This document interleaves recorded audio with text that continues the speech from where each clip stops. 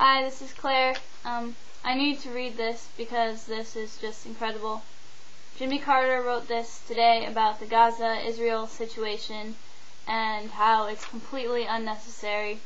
And also on the front page of the Washington Post, there was an article about how Israeli military blocked the Red Cross and Red Crescent from getting to people who were dying and starving, and they found emaciated little children next to their dead mothers.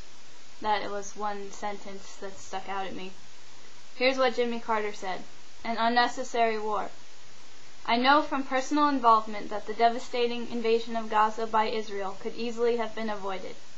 After visiting Sderot last April and seeing the serious psychological damage caused by the rockets that had fallen in that area," it's in Israel, "my wife Rosalind and I declared their launching from Gaza to be inexcusable and an act of terrorism.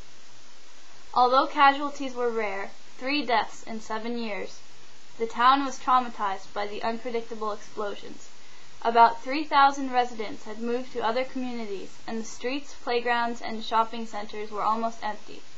Mayor Eli Moyal assembled a group of citizens in his office to meet us and complained that the government of Israel was not stopping the rockets, either through diplomacy or military action. Knowing that we would soon be seeing Hamas leaders from Gaza and also in Damascus, we promised to assess prospects for a ceasefire. From Egyptian intelligence chief Omar Suleiman, who was negotiating between the Israelis and Hamas, we learned that there was a fundamental difference between the two sides. Listen to this. Hamas wanted a comprehensive ceasefire in both the West Bank and Gaza, and the Israelis refused to discuss anything other than Gaza. You got that? We knew that 1.5 million inhabitants of Gaza were being starved, as the UN Special Rapporteur on the Right to Food had found that acute malnutrition in Gaza was on the same scale as in the poorest nations in the southern Sahara, with more than half of all Palestinian families eating only 1 meal a day. It's comparing it to sub-Saharan Africa. This is right next to Israel, which gets billions of dollars in U.S. subsidies every year. Palestinian leaders from Gaza were non-committal on all issues, claiming that rockets were the only way to respond to their imprisonment and to dramatize their humanitarian plight. The top Hamas leaders in Damascus, however, agreed to consider a ceasefire in Gaza only provided Israel would not attack Gaza and would permit normal humanitarian supplies to be delivered to Palestinian citizens.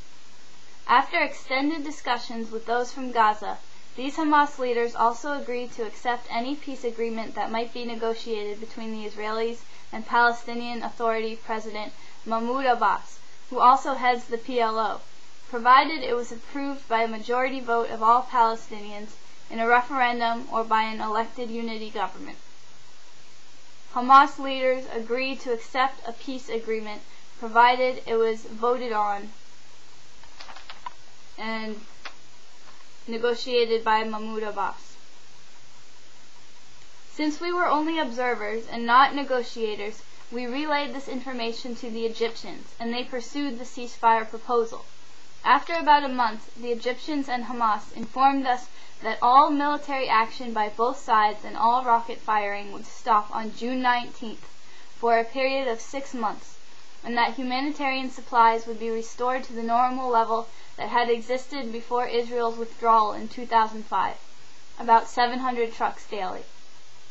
We were unable to confirm this in Jerusalem because of Israel's unwillingness to admit to any negotiations with Hamas, but rocket firing was soon stopped, and there was an increase in supplies of food, water, medicine, and fuel.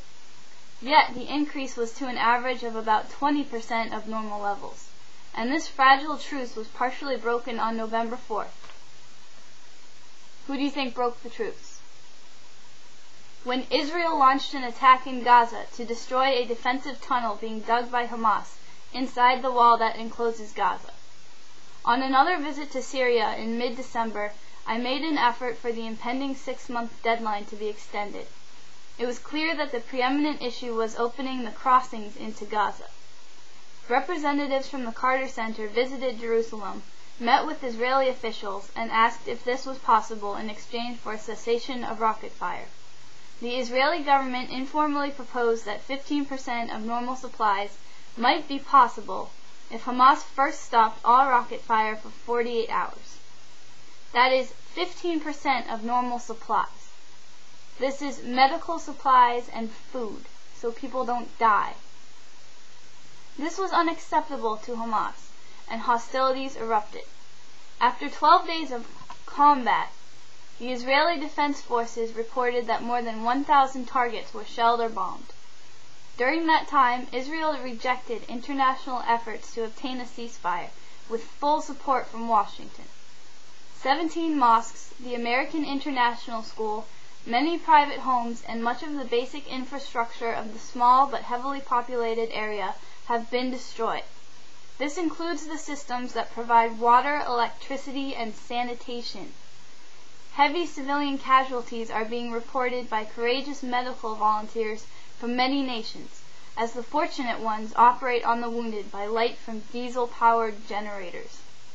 The hope is that when further hostilities are no longer productive, Israel, Hamas, and the United States will accept another ceasefire, at which time the rockets will again stop, and an adequate level of humanitarian supplies will be permitted to the surviving Palestinians.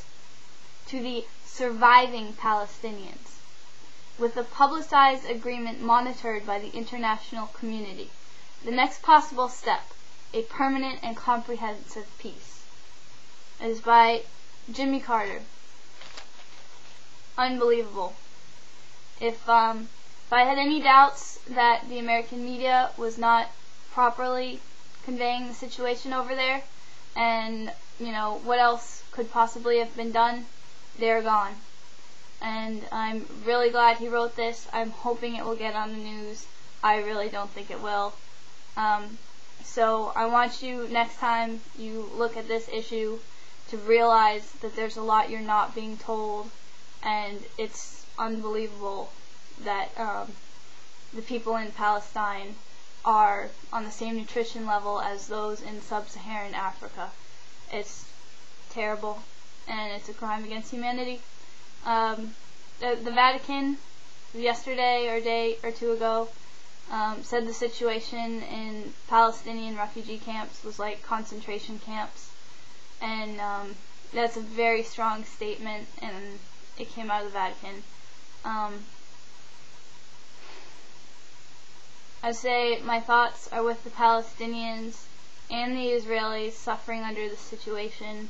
It is not everyday people's fault. This is politicians who are killing people, and the U.S. has a big role in this because we have so much influence over Israel's policies based on all the subsidies we give them and the weapons and training we give them.